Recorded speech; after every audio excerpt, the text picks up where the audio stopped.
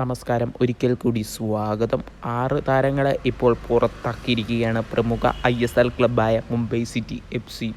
അവരുടെ വിദേശ താരമായ ജേക്കബ് വൊജറ്റ്സ് എന്ന് പറയുന്ന താരത്തിനെയും അതേപോലെ തന്നെ ഇന്ത്യൻ താരങ്ങളായ ഗുർപ്രീത് സിംഗ്, മുഹമ്മദ് നവാസ്, ഭാസ്കർ റോയ്, അതേപോലെ തന്നെ റൗളിൻ ബോർജസ്, ടൊൻഡാബോ സിംഗ്, നവച്ച സിംഗ് എന്നിവരെയാണ് ഇപ്പോൾ മുംബൈ സിറ്റി FC ഒഫീഷ്യലായിട്ട് പുറത്താക്കിയ വിവരം അറിയിച്ചിരിക്കുന്നത്.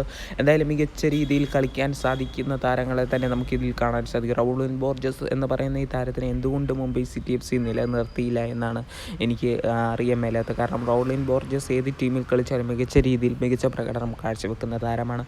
എന്തായാലും മറ്റ് ISL ക്ലബ്ബുകൾ ഈ താരങ്ങളെ നോട്ടമിട്ടിട്ടുണ്ട് എന്നാണ് നമുക്കറിയാൻ സാധിച്ചിരിക്കുന്നത്. വരും ദിവസങ്ങളിൽ ഇതിനെപ്പറ്റിയുള്ള കൂടുതൽ അപ്ഡേറ്റുകൾ ലഭിക്കുന്നതായിരിക്കും.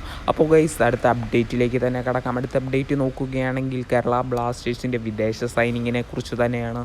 മിഡ്ഫീൽഡർ സ്ഥാനത്ത് മികച്ച രീതിയിൽ കളിക്കാൻ പറ്റുന്ന 34 വയസ്സ് മാത്രം പ്രായമുള്ള മാഗ്നസ് എറിക്സൺ എന്ന് പറയുന്ന താരത്തിനെ കേരള ബ്ലാസ്റ്റേഴ്സ് ടീമിലെത്തിക്കാൻ ഇപ്പോൾ ശ്രമങ്ങൾ നടത്തിയിട്ടുണ്ട് എന്നാണ് നമുക്കറിയാൻ സാധിച്ചിരിക്കുന്നത്.